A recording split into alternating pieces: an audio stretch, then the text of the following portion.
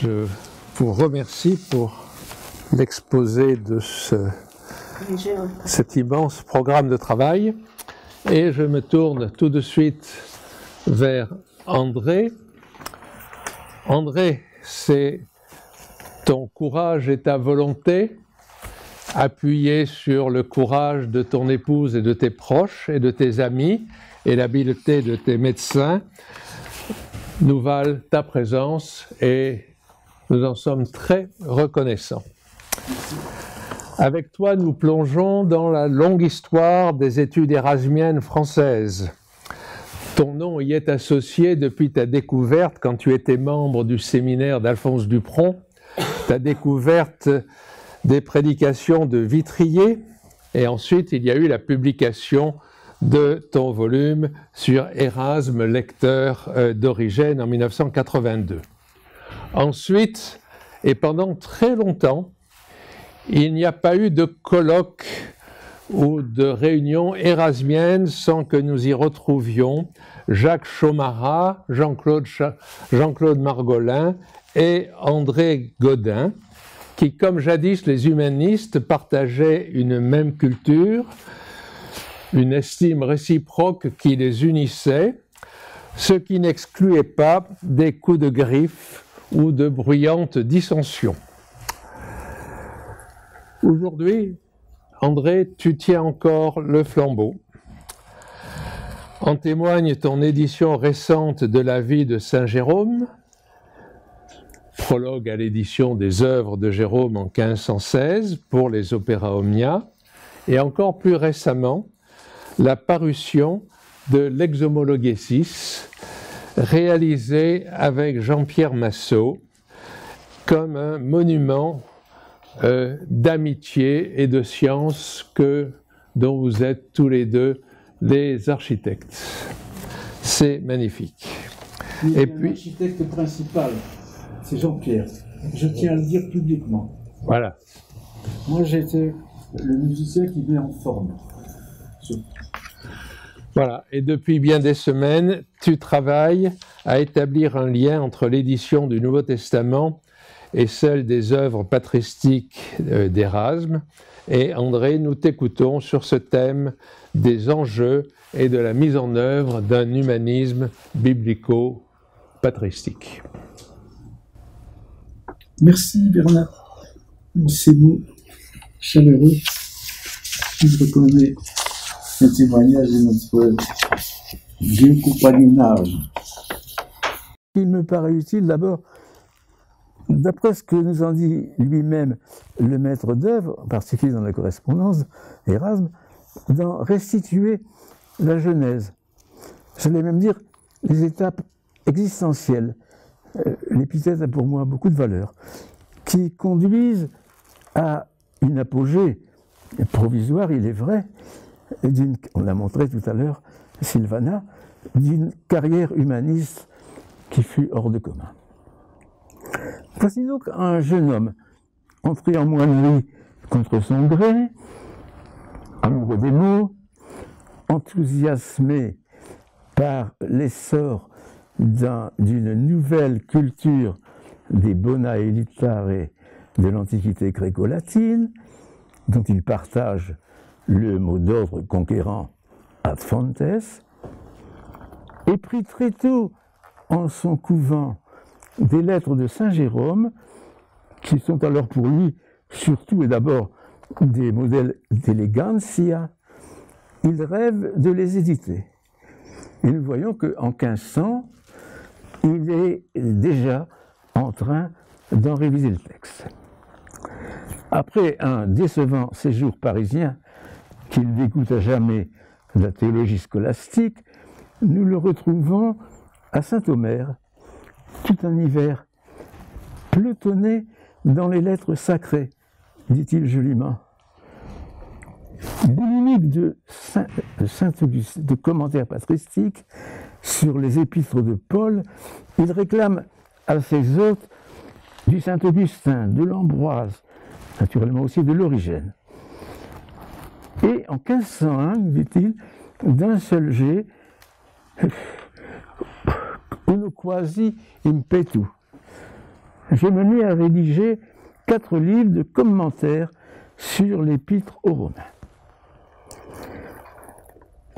Le voici en Angleterre, une deuxième fois, et là, John Colet parachève cette conversion à l'écriture sainte. Mais Érasme s'est rendu compte, contrairement à son ami, que la connaissance du grec est indispensable pour traiter correctement du Nouveau Testament, transmis dans cette langue. Le collationnement avec la traduction latine, la Vulgate, fait voir les maladresses, obscurités et même parfois contresens dans le texte Receptus de l'Église d'Occident. Stimulé par les annotationes de Laurent Valla, qu'il découvre par hasard, on l'a rappelé tout à l'heure, en 1504 et publie l'année suivante, il opère, au cours de la décennie qui vient, une correction grammaticale et stylistique d'une traduction dont, à la différence de l'opinion commune, il doutait qu'elle soit de Jérôme. D'ailleurs, la critique actuelle a montré que là, il avait vu juste. Mais Scoli, son édition de l'Hieronyme Epistolae, atteste qu'il considérait la révision de la Vulgate comme une sorte de restauration d'une tradition hieronymienne perdue. Et, en somme, il s'inscrivait dans les pas de son modèle qu'il continuait complètement. Beatus Rhenanus est plutôt en 1514 d'abord, il faut noter ce fait important, il déclare fièrement dans une lettre à son prieur: j'ai déjà rédigé 1000 annotations sur la Vulgate. Beatus Rhenanus en témoigne dans ses lettres. Érasme arrive à Bâle cette même année, porteur de plusieurs manuscrits, notamment une édition expurgée des lettres de Saint Jérôme, prête à l'impression, un recueil d'annotationes néo-testamentaires. Question. Se serait-il alors contenté d'une publication en l'état à la manière de Valla? Et alors, quid de sa propre traduction dont notre documentation ne fournit aucune chronologie certaine? Érasme parle seulement de pression amicale pour l'entreprendre. Hésitait-il encore alors, pressentant les critiques des théologiens conservateurs? Nous devons ne pas oublier que texte de référence dans les discussions théologiques, la liturgie, les actes du magistère, la Vulgate était à ce point sacralisée que beaucoup la tenaient alors pour inspirer en son texte même. Un changement, même minime, c'était l'ordre ecclésial et social qui s'en trouvait ébranlé. Il est sûr en tout cas que c'est seulement in fine que fut mis en place le dispositif éditorial définitif. Ce volume présenté, comme on l'a dit, en 2 colonnes, à droite, qui je crois le beau côté de la page, la traduction d'Érasme, et à gauche, le texte grec. Les annotationes étaient regroupées dans un second volume. L'ensemble contenait 1027 pages in folio. Il semble que Froben, en bon éditeur réputé et en commerçant avisé, ait saisi l'occasion de devancer la polyglotte d'Alcala, voire son concurrent vénitien Almanucci. Hypothèse intéressante, certes, mais je me demande toujours jusqu'à quel point documenté. En tout cas, cette première parution en sa langue originelle du Nouveau Testament fut un grand succès. Le fait avéré, me paraît quand même important à signaler, c'est que le fameux titre insolite, Novum Instrumentum, revient à Érasme seul. On l'a déjà dit tout à l'heure, Thierry l'a dit très fort bien, il semble d'abord, et c'est la première raison, souligne le désir d'Érasme de coller étroitement à l'ancienne théologie, à ces fleuves d'or, comme il disait, si différents des ruisseaux embourbés de la scolastique. Et il le redira en 1527. Vous verrez, c'est un texte, c'est l'épître 1858 à Robert Aldridge. Or, explique-t-il, je n'ai fait que suivre Jérôme et Augustin, utilisateurs de ces vocables. C'est donc à eux que la critique devrait d'abord s'en prendre. Le deuxième motif, et ça c'est intéressant aussi, moi j'avais tendance à le rapprocher, instrumentum d'un chirilium, voyez, parce que tout ça me paraît venir dans une même coulée. Dans le chirilium, il y avait le poignard, maintenant il y a l'arme absolue, c'est le Nouveau Testament. Enfin, ça me paraît quand même un petit peu forcé. Je me contenterai de dire que par cette dénomination, là aussi, tout a été dit tout à l'heure, je m'excuse de répéter une chose bien mise en valeur, il indique ce qu'il a cherché à faire. Le nouvel opus, répétera-t-il incessamment à ses opposants, ne vise pas à remplacer le texte ecclésiastique officiel. Il est à usage privé. Une study Bible, direz-vous maintenant, dans une comparaison anachronique avec, par exemple, la fameuse Bible des écrivains, laquelle, vous le savez, n'a jamais pu obtenir l'estampille officielle de l'imprimature. Le distinguo d'Érasme entre les deux, usage privé, mais ne touche pas au texte vénérable et de référence, le texte fondateur. Le distinguo d'Érasme était vain. Les polémiques qui vont se multiplier dans l'Europe savante montrent à suffisance qu'aux yeux de ses adversaires, par exemple Zuniga, grand bibliste de renom, collaborateur de l'édition savante d'Alcala, eh bien,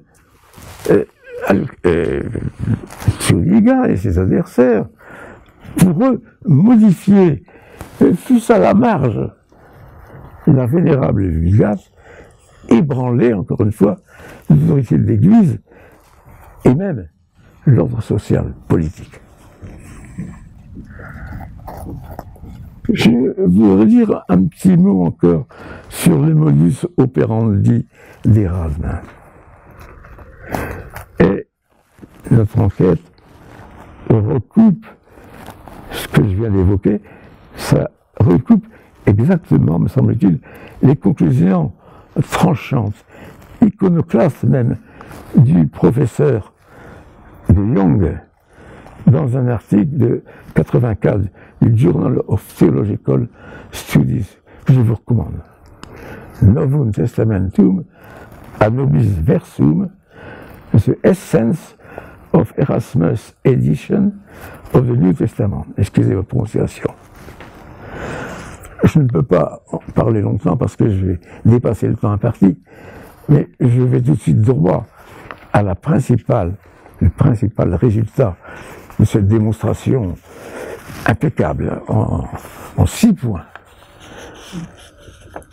Libéré du corset des gloses qui l'étouffaient, voici certes que pour la première fois, un imprimé présentait le texte sacré simple et nu, dans sa Graeca Veritas originale. Impossible pourtant, dit De Jong, qu'Érasme, en précurseur de l'exégèse scientifique du XVIIe, par le tout à l'heure de Richard Simon, pour ajouter Spinoza, et aussi quelque chose qui a été bien étudié par un de nos grands collègues regrettés, c'est l'école de Saumur. Et on fait des rames non impossibles, comme le ressasser depuis en gros la mi-XVIIIe siècle, la doxa imperturbabilis. C'est tout le contraire. Érasme n'a pas cherché à faire de la critique textuelle avant l'heure, comme une sorte de précurseur. Non. La présentation du grec en face du latin, je cite carrément De Jong, permettait seulement aux lecteurs hellénistes, d'ailleurs encore une minorité en ce début du XVIe siècle, du premier XVIe siècle, donc la présence du grec permettait de vérifier la pertinence de la traduction.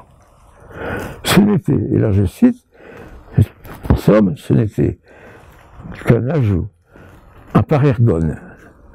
Et alors, il ne va pas d'amorce, il conclut De Jong, une quantité négligeable, en français dans le texte. Alors, voilà, j'en ai fini avec le déblaiement critique, qui me paraissent mettre de justes bornes, justes et nécessaires bornes, à certaines intempérances culturalistes, de plus d'une interprétation actuelle. Je pense au livre excitant, mais au bout du compte décevant, de Lisa Jardine, Erasmus, Man of Letters, sur lequel on pourrait revenir. Après ça, il devient possible de mettre en lumière ce qui me paraît être l'enjeu primordial qu'assigner à son nouvel opus le maître incontesté des nouveaux courants de pensée. Avant tout religieux.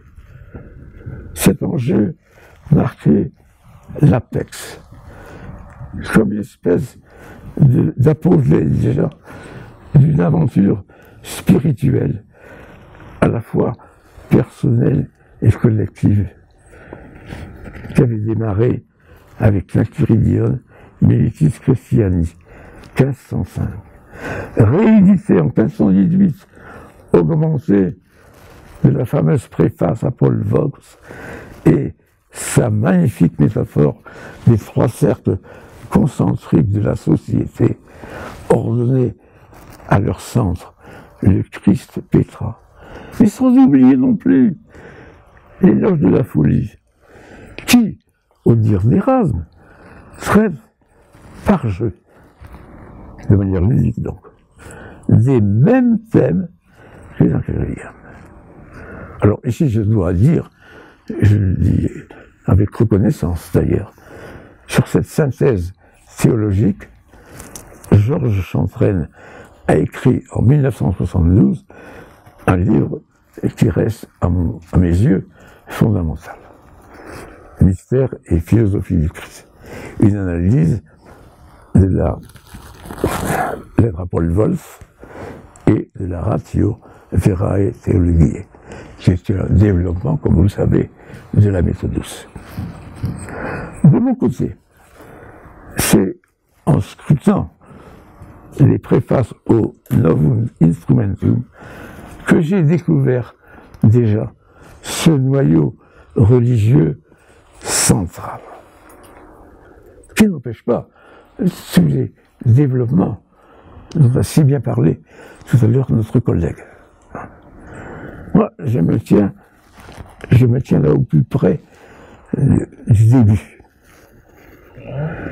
À juste titre, il délègue dans sa belle traduction annotée, je vous recommande son livre, les préfaces au Nouveau Testament, fait bien ressortir la cohérence programmatique de cette machine stratégique, machine emportée de surcroît, ça se sent encore maintenant à la lecture, par un enthousiasme juvénile, optimiste, et même un zeste de mystique légère, d'après Ménard.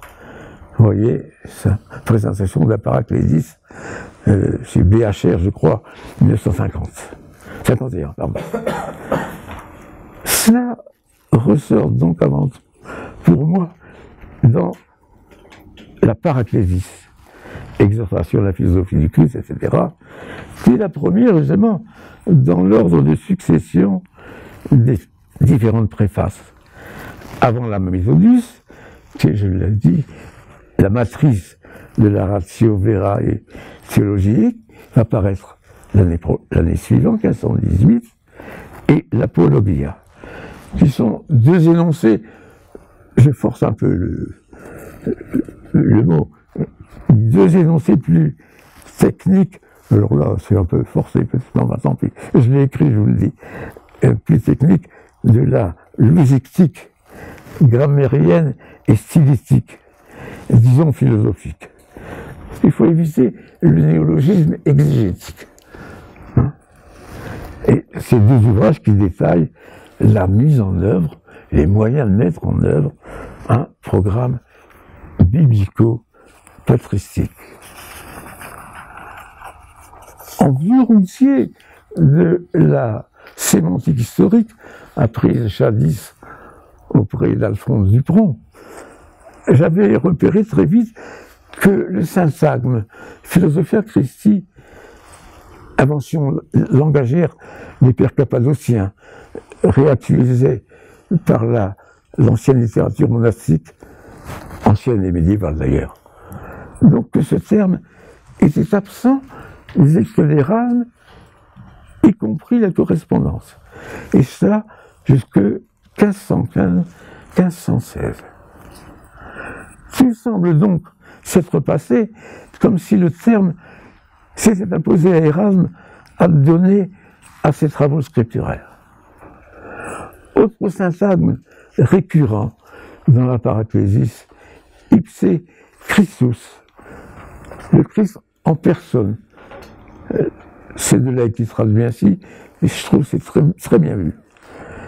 L'expression ici explique la véritable raison, l'ultime raison de ces minuties de la traduction, inépuisablement reprise jusqu'en 1535 par Érasme. Il s'agit de montrer la présence quasi réelle du Christ sujet. Ça, c'est le langage un petit peu culturel de l'Aigle. Moi, je dis plutôt montrer la présence quasi réelle de la sagesse de Dieu, Christ, sagesse de Dieu. On va faire chapitre 1, 1er aux Corinthiens, je crois, dans le texte évangélique. Voilà pour moi le texte majeur, le thème majeur de la Paraclésis. C'est tellement vrai que dans l'organisation du texte, on peut voir comment ça a été monté. Esquissé dès l'exorde par le Christ en personne, la vérité en personne. Repris dans la conclusion qui oppose la vivante image du Christ et de l'Évangile à n'importe quelle, je cite, petite image matérielle. Le thème est également au centre de l'exhortation. Je cite, « Le Christ nous a promis d'être avec nous jusqu'à la consommation des siècles, et c'est ce qu'il réalisa dans ses lettres. C'est là qu'encore maintenant, pour nous, il vit, respire, parle plus efficacement, oserais-je dire, que lorsqu'il se trouvait parmi les hommes. Les Juifs le voyaient moins, l'entendaient moins que tu ne le vois et l'entends dans les lettres évangéliques.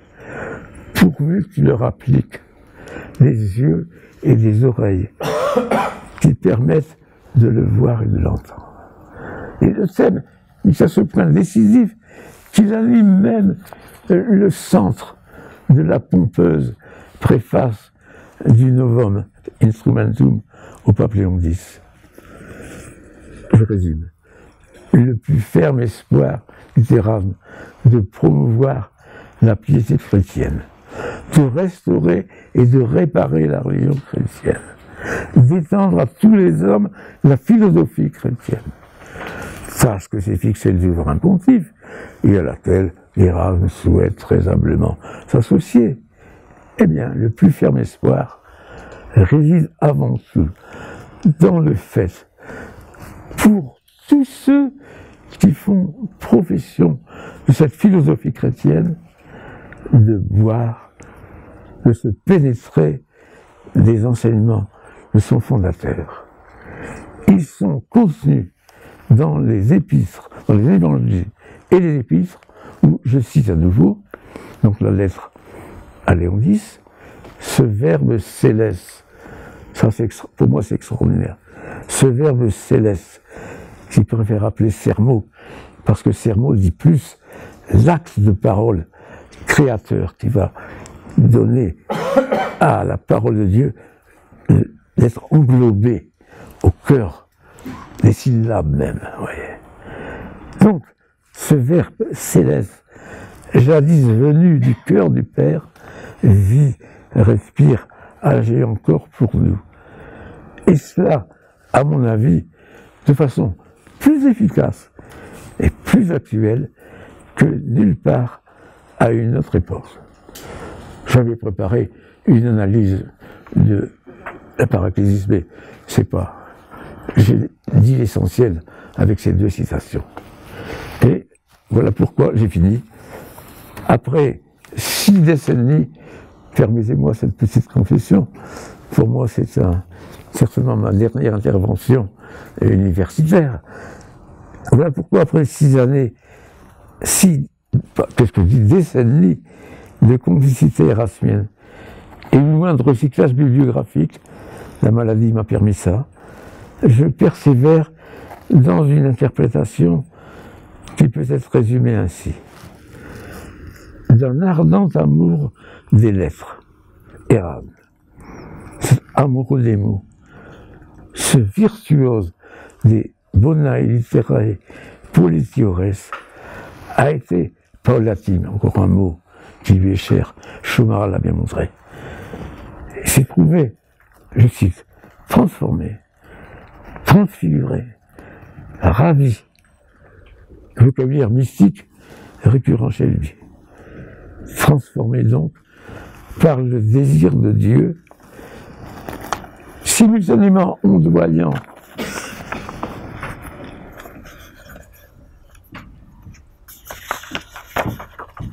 inflexible, ondoyant et inflexible, il a développé une christologie qui tendait à une réforme de l'Église et de la société. C'est cette ambition religieuse dont les aspects humains, trop humains, ne doivent pas être gommés.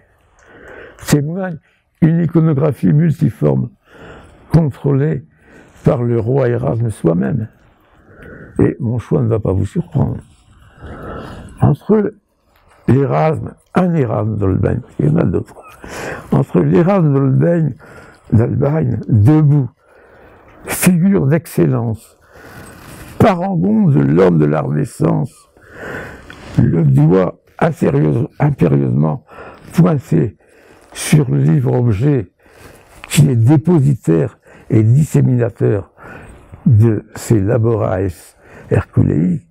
Bref, entre cet Erasme en majesté et celui de Quentin Metsès, concentré, un brin mélancolique, commençant sa paraphrase de l'Épître aux Romains, gardant à portée de main sur l'étagère un Novum Instrumentum et un volume des lettres de Jérôme, nulle hésitation pour moi, c'est donc l'Erasme que j'ai cru trouver théologien biblique. Sans exclusive de nouvelles recherches qui sont importantes et qui apporteront du nouveau sur cette figure qui reste quand même énigmatique, il faut bien le dire. Car je n'oublie pas qu'il fut aussi avec Pétrarque, et l'ami Chomara l'a brillamment démontré, qu'il fut avec Pétrarque le plus grand écrivain néo-latin de la Renaissance. Reste cependant que c'est avant tout à cause du Novum Instrumentum que, selon la prophétie de Collet, je répète, on en est ad nauseam, mais enfin, il peut le redire, nomen Erasmi, nunquam piribit. Merci.